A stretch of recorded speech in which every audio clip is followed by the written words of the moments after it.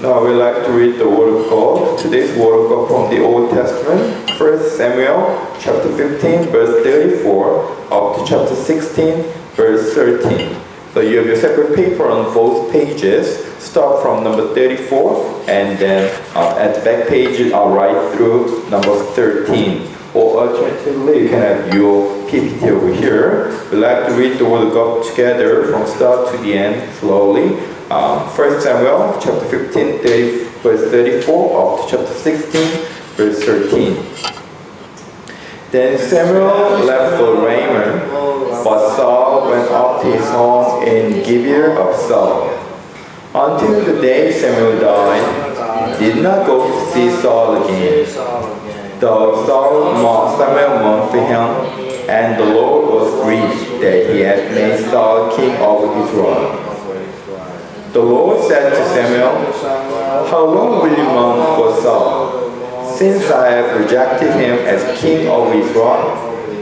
Fill your horn with oil and be on your way. I am sending you to Jesse of Bethlehem. I have chosen one of his sons to be king." But Samuel said, "How can I go? Saul will hear about it and kill me." The Lord said, "Take a heifer with you, saying, I have come to sacrifice to the Lord. Invite Jesse to the sacrifice, and I will show you what to do. You are to anoint me the one I indicate."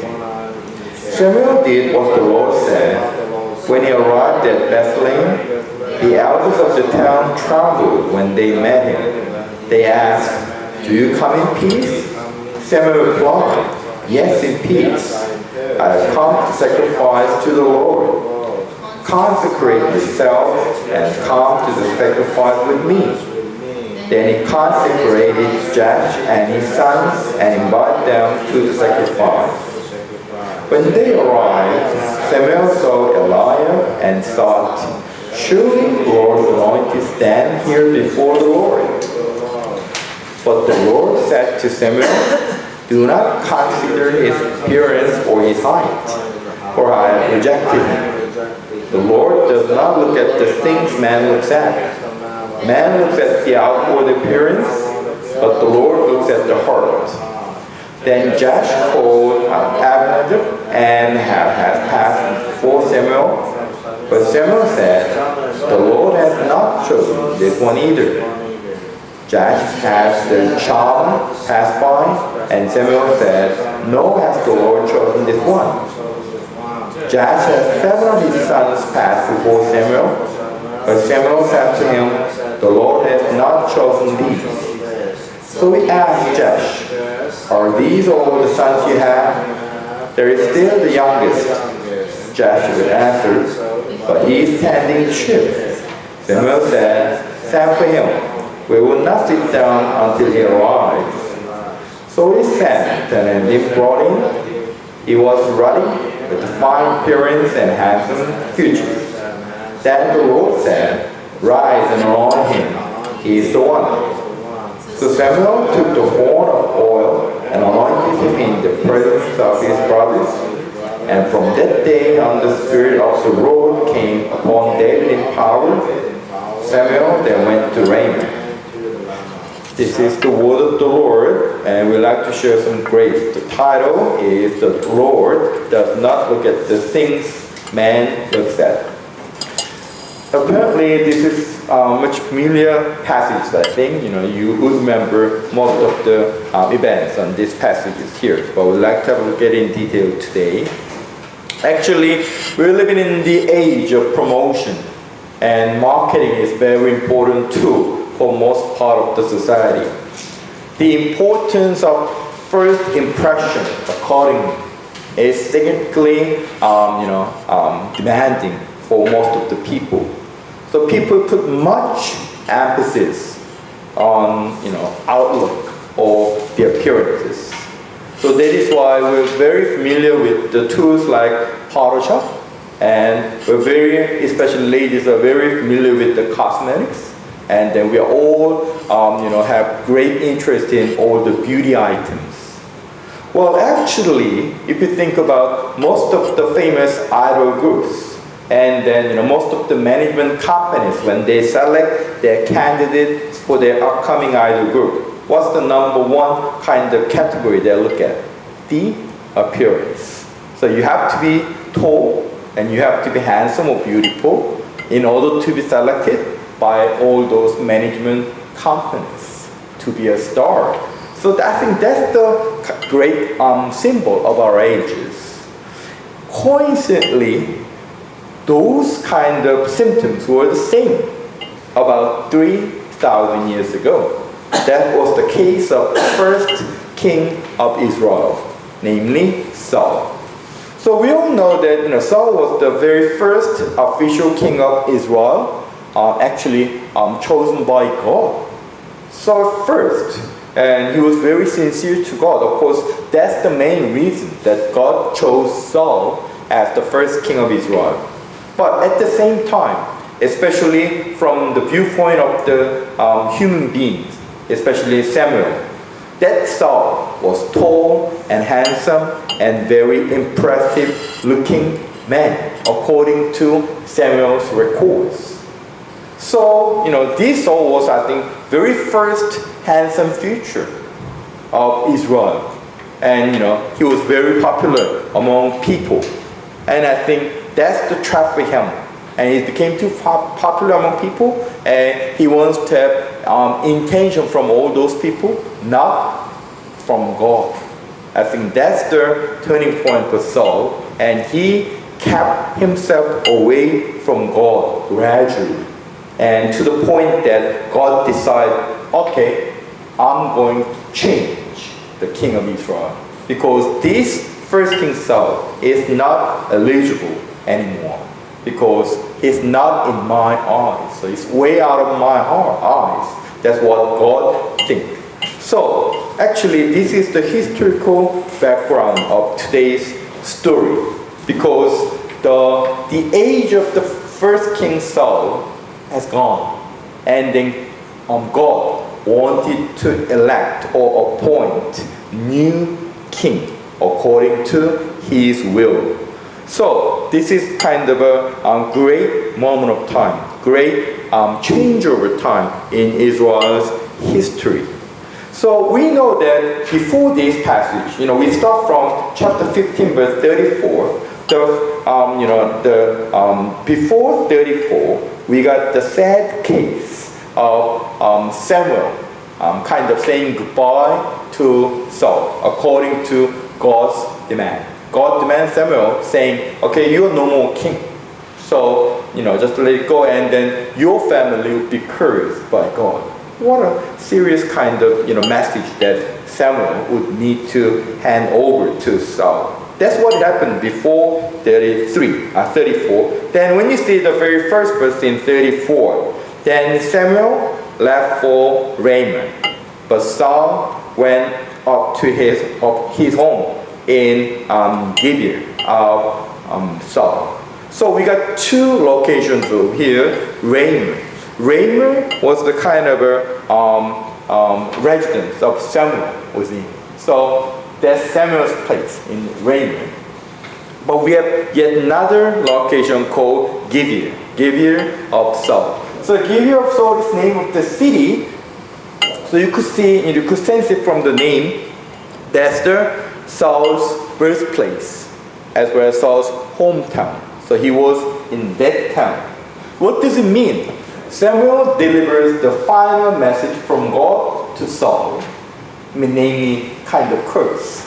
And then they are gone for their separate ways. So Samuel goes to his hometown of Ramah, and then Saul went back to his home. That's what happened. Actually, both locations only about 3 kilometers away from each other. How ironic, isn't it? They go in separate ways, but that's very near actually, about just 3 kilometers away. But that's the kind of the end point for their relationship. Because we know that, Samuel actually cared for Saul a lot before, isn't it? So that is why, because that was his first kind of official job, to anoint Saul as the king of Israel. So he liked to care for Saul for much of the times. But he got he wouldn't resist because God demands him to say goodbye to Saul. So accordingly, he was very, very sad. So you could see in verse 35, how sad? Until the day Samuel died, he did not go to see Saul again. Of course, he met Saul actually coincidentally, but not in intention. So he didn't see him again from that moment of time onward. And then still Samuel mourned for Saul. He was very sad and he was mourned for Saul. And of course, Lord was regret. Lord got his own regrets about his first appointment of first king of Israel, Saul. So that's the kind of emotional background. Then we got today's story. Really comes up from chapter 16, verse 1. What is happening between the last verse of the verse 15 and first verse of verse 16? God again wanted to move ahead, isn't it? With his own purpose. That's how God works his way out in history. It seems like, the human history rolls around ourselves. But on the back of it, behind all those happenings, there's touch of God. Or the substance, that's what you call it here. Okay? God trying to control over everything. So you see, the first king of Israel failed. And then it's like there's kind of an empty status as a king of Israel. So God wanted to move ahead. Then surely God wanted to appoint yet another king for the king of Israel. So that is why in verse 1, God asked Samuel. First of all, he tried to rebuke Samuel, it seems like. Hey, how long will you mourn for Saul? Because, since I have rejected him as king of Israel. So, we need to move ahead. So, this is what you have to do. God said, fill your horn with oil and be on your way. So, Samuel as the prophet and, the priest of God, he got the horn, big horn. And then, of course, if you fill the oil in horn, and then what happened? You pour into somebody. That is a kind of very official ceremony for the ascension of a king, appointment of a king or the high priest. So that's what God, want Samuel to be prepared for yet another, ceremony, and then be on your way. So God wanted to give him the direction. I'm sending you to Jash of Bethlehem. So here we got the name called Jash. So the family of Jash. Of course, Jash is the very famous man. Of course, the initial father of David, we know it. And then he was in Bethlehem.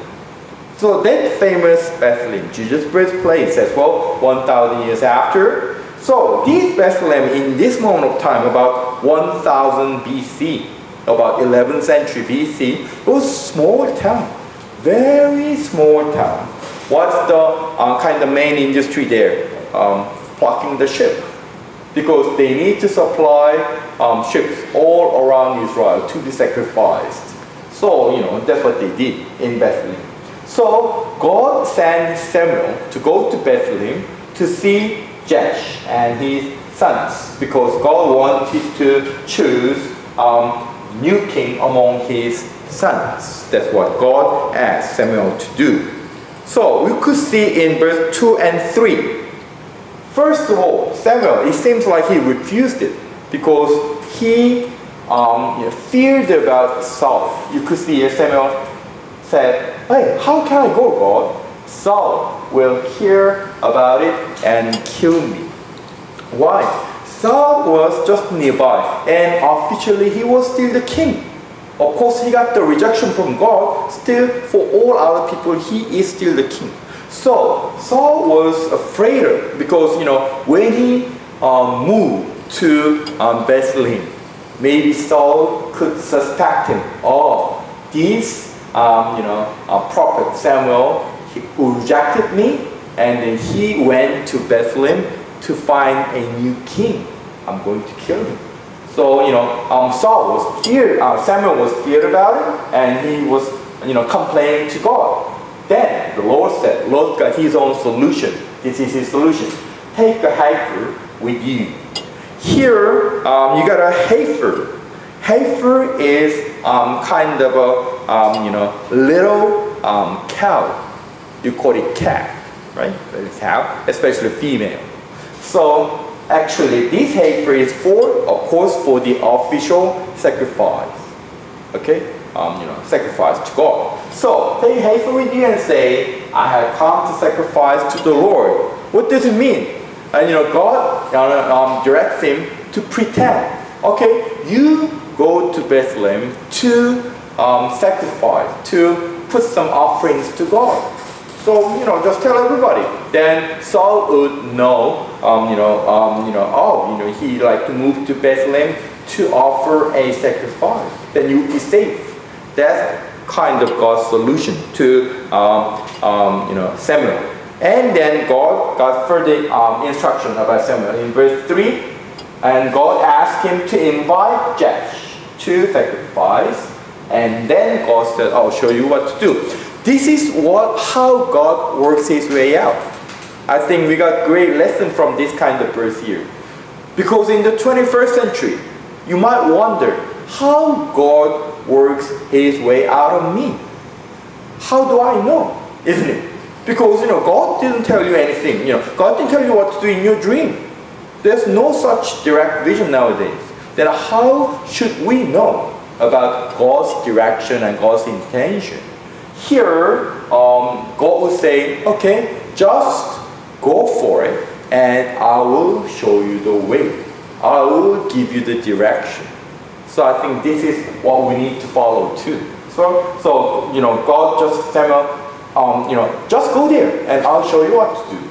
And then what you're going to do, you're going to anoint the new king, the one I indicate. I'm going to indicate somebody to you and you will anoint him as a new king. That's the kind of God's instruction. Of course, Samuel was a very sincere man, and then he followed all the instructions. So in verse 4, Samuel did what the Lord said, and then he arrived in Bethlehem. What happened there? There was a little bit of confusion among the elders of the little town of Bethlehem. Why? Because elders will tremble. Why? You might think about this kind of political situation among those regions. The elders were under the rule of King Saul still. And then they heard about the news. Hey, look, Samuel rejected Saul. Because there was the demand from God. So they knew it. And then they were caught in between. You know what I'm saying? On this side, Samuel, of course on behalf of God. On the other side, the actual power, King Saul. So, they might wonder and afraid. If they supported Samuel and his action in Bethlehem, what happened? King Saul would be very, very mad. He would be kind of, angry, and then he would do something harmful towards the elders of Bethlehem. That's why they would tremble. Oh, what would happen? What could we do? So they asked Samuel, do you come in peace? Isn't it? So what does it mean? Hey, isn't that kind of political action that you did, that you come along? Is it purely religious? They're trying to get that kind of guarantee by Samuel. Of course, Samuel answered in verse 5, yes, in peace. Why? Because I have come to sacrifice to the Lord. So actually, this is true, isn't it? He came to Bethlehem to sacrifice to the Lord, and then he asked people, isn't it? Here, consecrate themselves. Okay? So consecrate means to cleanse up.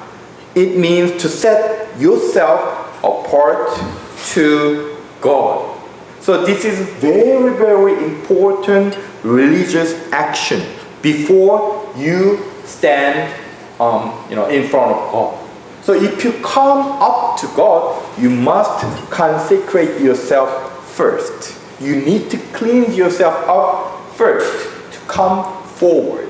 So on the other hand, if you want to go to the ark of the Lord, or if you want to go up to temple, or if you want to go to holy place, you need to clean yourself up. That's what it means by consecrate yourselves.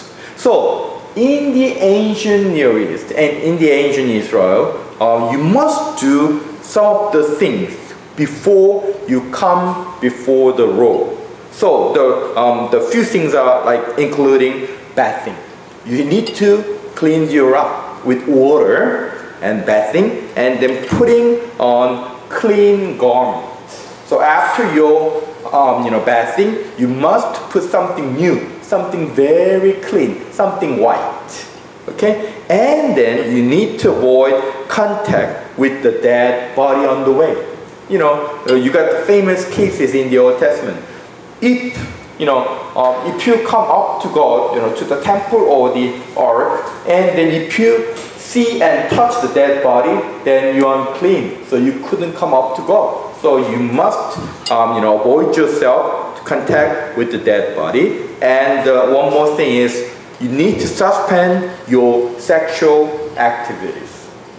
So, how strict? It was very, very strict kind of cleansing process, including bathing and then putting in on a clean garment and avoiding contact with the dead body, and then suspending a sexual relationship whatsoever. So only if you could keep all those guidelines, you could come before God. Okay, so Samuel was God's priest, God's prophet. So Samuel got some of the things that God demands him to do. So if people want to see Samuel and listen to his words, they must consecrate themselves. That is why in verse 5, Samuel asked all the elders, consecrate yourselves. And then at the same time, he asked Jesse and his sons to consecrate themselves to come before God. Because that was his kind of real intention, isn't it? Of course, outwardly, it was kind of a sacrifice to God with all other elders in Bethlehem, because Samuel was the great priest of Israel at the time. But he got that kind of religious authoritative figure. So he's a big name.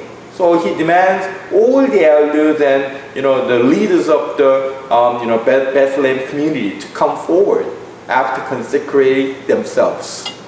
But at the same time, particularly, he trying to pick Jesse and his sons to consecrate themselves to come along, and he invites most of everybody. So this is what is happening in verse 5. So of course they followed his guidelines, and then everybody come up to Samuel, of course, to sacrifice. So in verse 6, when they arrived, Samuel first saw Eliab. So the name Eliab. So in the record of all the the Old Testament, you would know that Eliab is the name of the very first son of Jesse, right? So Jesse got many sons. Namely, so far in this moment of time, he got total of 8, and then more than that later. But the very first one was Eliab. And then reportedly, he was very tall, and he was handsome, and he was good-looking man. So when Samuel saw Eliab, and he thought himself, oh, surely the Lord's anointed one, stand here before the Lord. So, he got this very strong pre-assumption. This is the one. He got many reasons to believe. Why? Because he was the first son. So normally in the Old Testament tradition, the first son, being the first son, you got the priority. You got all the important duties in your family as the representative of your generation. So this is the first one, and then he was very tall, and he was handsome, and then he was very strong.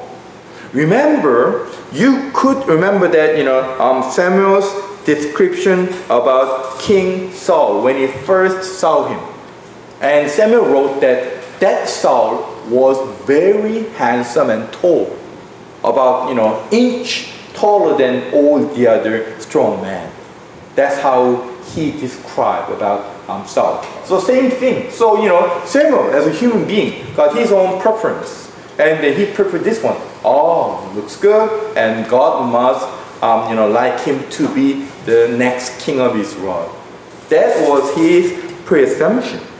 Of course, we know the story in verse 7. But the Lord said to Samuel, and then he is talking about this very important and serious doctrine of God. He said, do not consider his appearance or his height, for I have rejected him.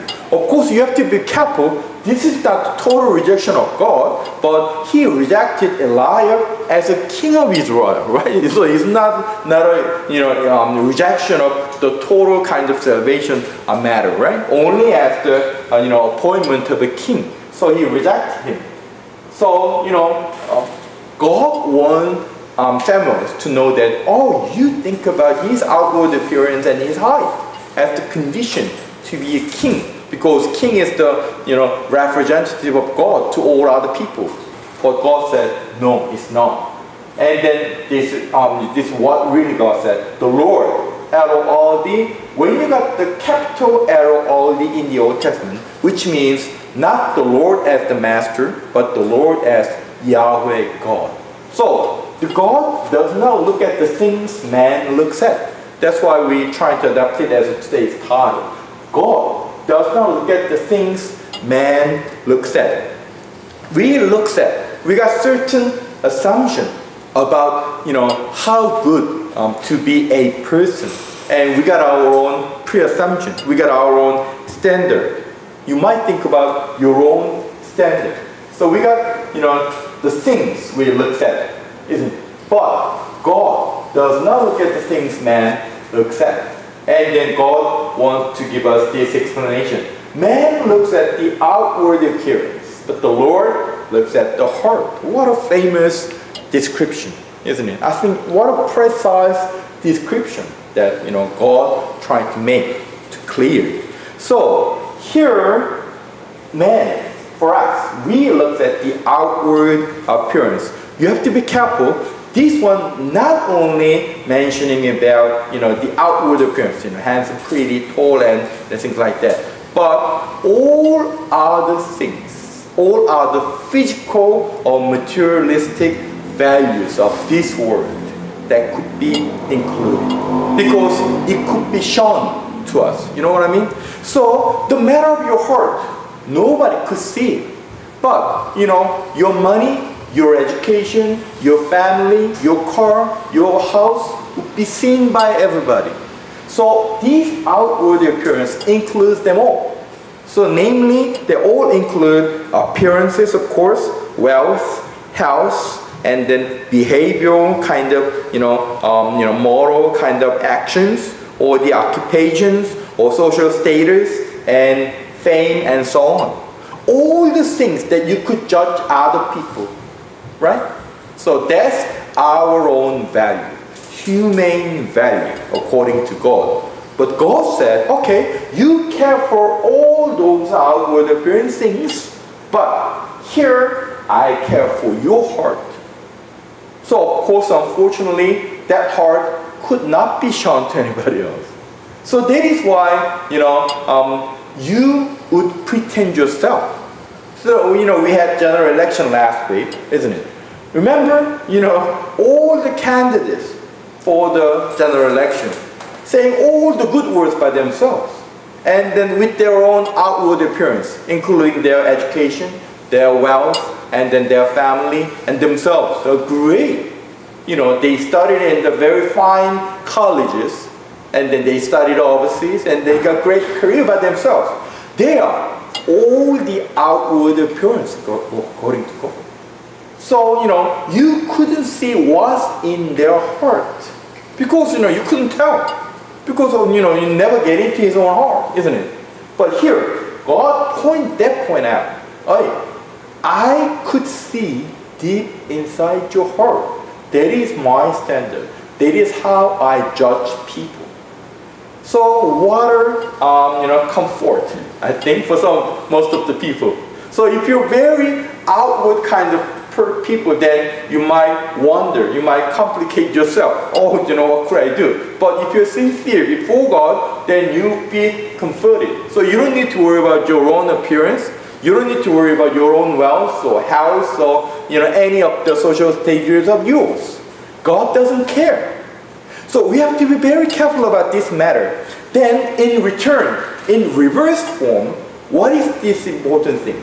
Remember, whenever you hear about some very successful Christian to deliver their own witness before God, we tend to stick our eyes on their success.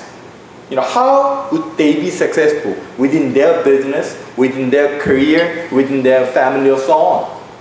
We tend to stick our eyes on those outward results of all other people. But here, God doesn't care about it. What does it mean? We would not judge other people by their own outward appearance. That doesn't guarantee anything before God. That doesn't guarantee any eternal life to be saved, secured by God to them. That doesn't guarantee anything at all. So on the other hand, you'll be very, very,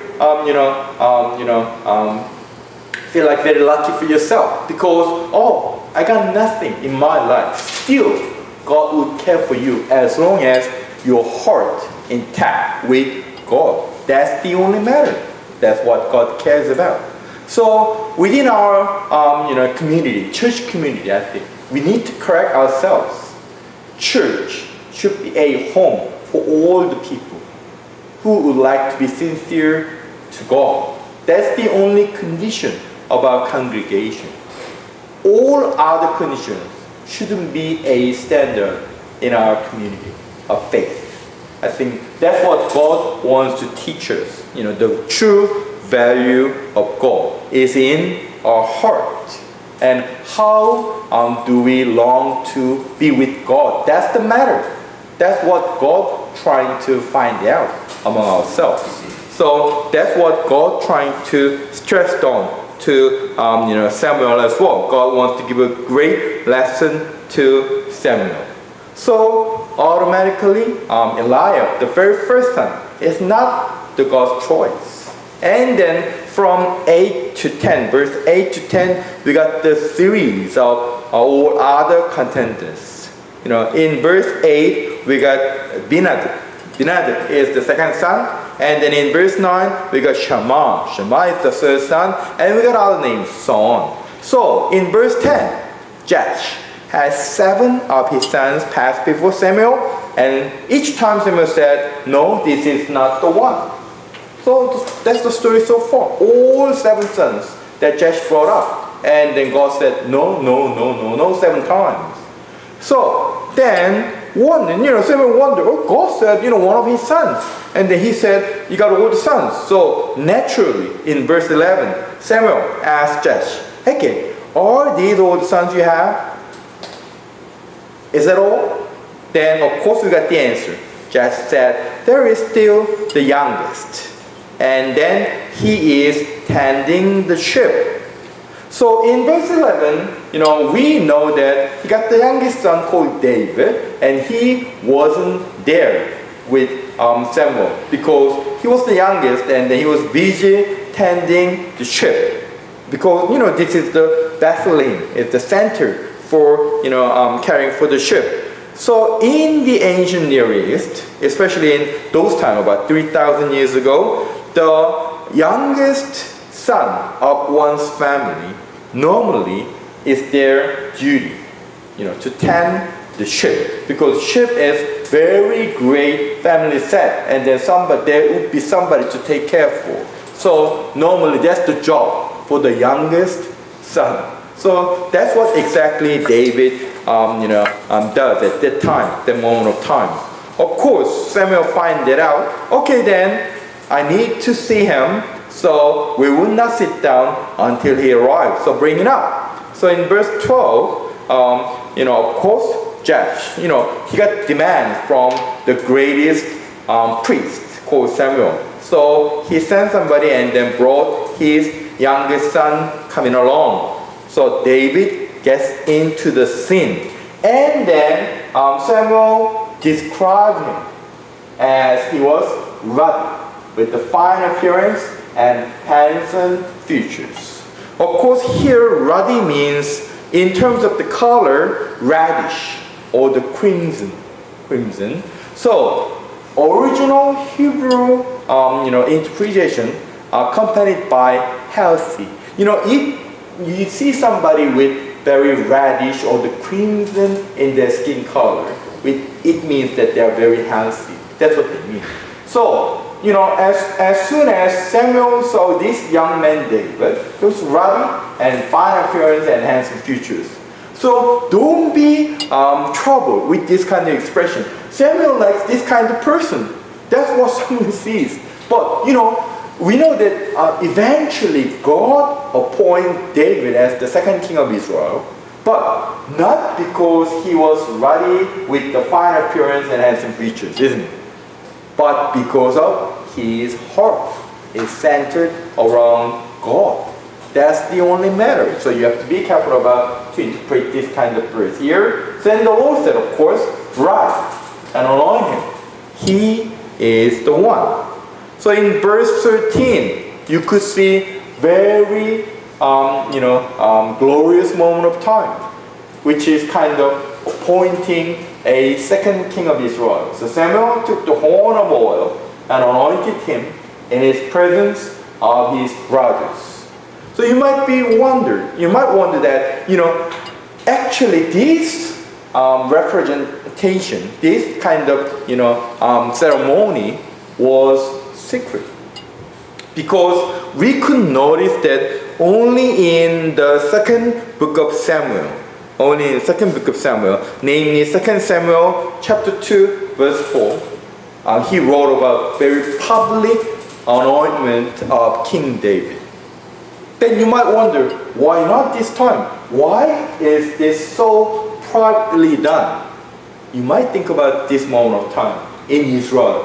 Officially, still Saul was the king, isn't it? All other people knows that Saul still was the king, even though he was way out of God's way. Still, officially, he was the king. So that is why Samuel wanted to do this ceremony in private mode. But he wanted to have the presence of his brothers.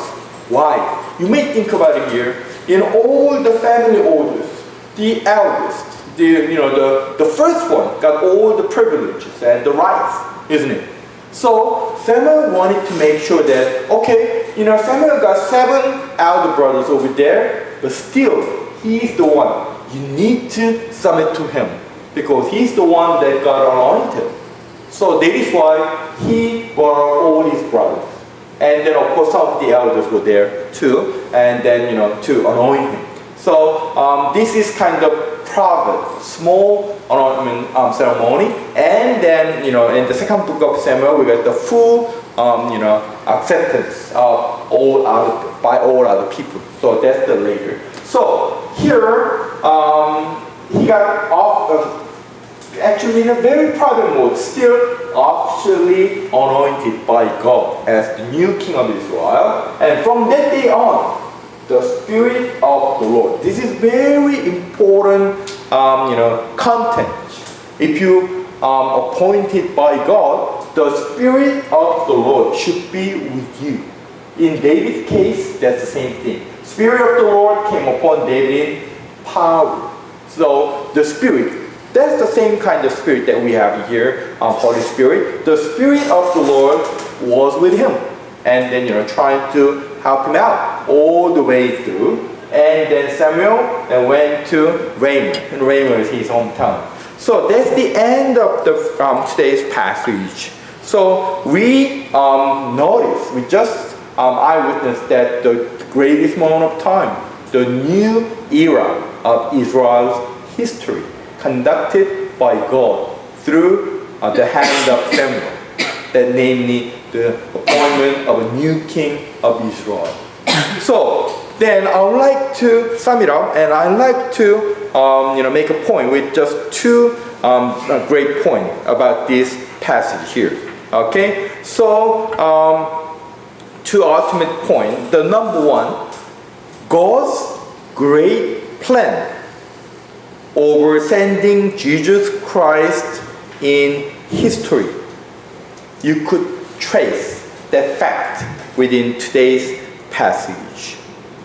Why and how? You might think about here, we talked about what was the place of this anointment. Actually, that was Bethlehem.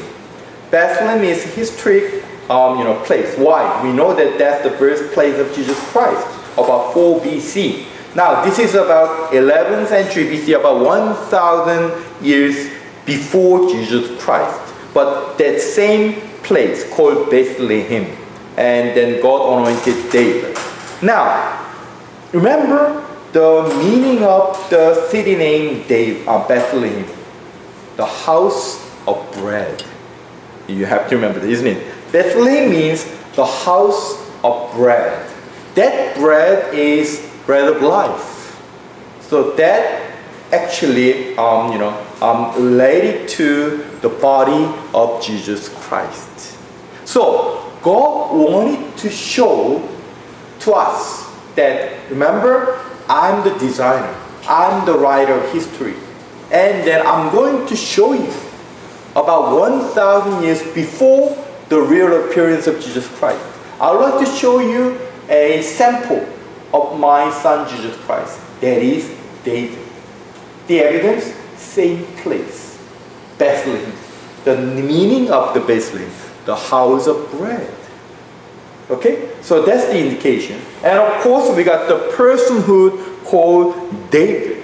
And what was, his kind of occupation? He was a shepherd. He was tending the flocks of sheep. Remember, Jesus Christ is our shepherd. Tend all the sheep in the world, isn't it? So, they shared the same purpose, same occupation as shepherd. So, this David is great foretold sample of Jesus Christ about 1,000 years later. So that is why today's passage is historically significant, because God wanted to make sure that, okay, through David, I'm going to send my son Jesus Christ into history. God's holy intervention about 1,000 years later signified, signaled in this passage. So that same God still laid his hands on those history too. So you need to believe that. Although, you couldn't find any trace of God, any mentions about God in those history, in New York Times, in BBC, or in CNN. You got all other history of all the great leaders of the world. It seems like they're doing their part. But remember, behind all those happening, there's one great master hand of all. That is God. So I'm sure that God would do what He planned to do. So it's all in kind of His designing work. We just doing our part accordingly. So you must believe in that, I think, through those passages. This passage about 3,000 years ago, I think, is a great evidence of that God's controlling power and God's great plan over the history. Okay, now number 2 point, the last point that I want to make, that God wanted to give the genuine perspective of God. What's God's viewpoint? What's God's point of value? What God values a lot, actually. So in that John in verse 7. So, hey, would you like to show us the verse 7 more time here? So here, yes, this is very famous. Because the Lord does not look at the things man looks at. As we discussed about, we tend to judge all other people within our own value system, according to their appearance, according to wealth, according to their health, according to their social status, according to their career, according to their family relationship. But all those things are meaningless before God. Because God only cares one thing. What? He wanted to see the genuine heart of yours. He wanted to judge each one of us according to our heart. How could we be closer to God? We need to set our hearts on Him. That's one really important matter before God. All other things are subsidiary. All other things are just little meaningless points. All right. So we need to make sure this genuine perspective of God.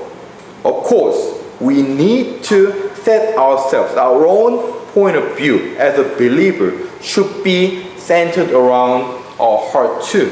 So we shouldn't put our perspective centered around all those things about outward appearances, appearance and wealth and health and so on.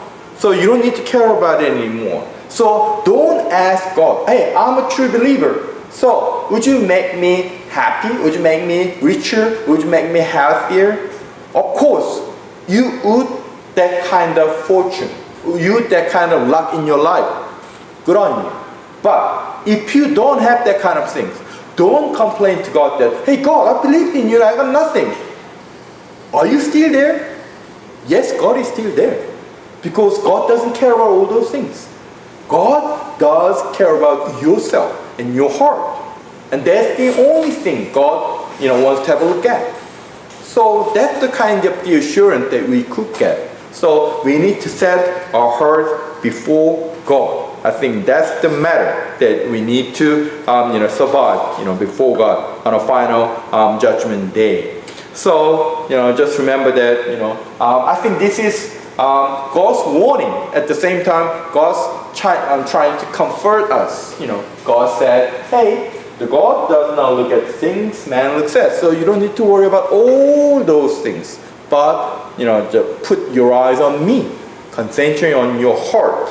Regarding me and my words. That says what God said. So please remember that, and you'll be very comforting to you. I think it's very soothing kind of matter of fact, because we could rely on God. Whatever happens to us in our lives, actually, as long as your heart's intact with God, that's it. You'll be satisfied with your life. Of course, you might say, still, I want some money. Still, I want some kind of luck by myself. Yes, of course, they would be given. So you could pray for it. But at the the bottom line is that you have to set your heart before God. That's what it counts. So as long as you make sure about this matter, then you'll be very, very blissful person before God. That's what God promised, I guess. Okay, I'd like to open prayer. Almighty Father, please let us have your genuine perspective. Please let us look at the things that you would be pleased, and you would be pleased. So let us live your way. We pray this in Jesus' name. Amen.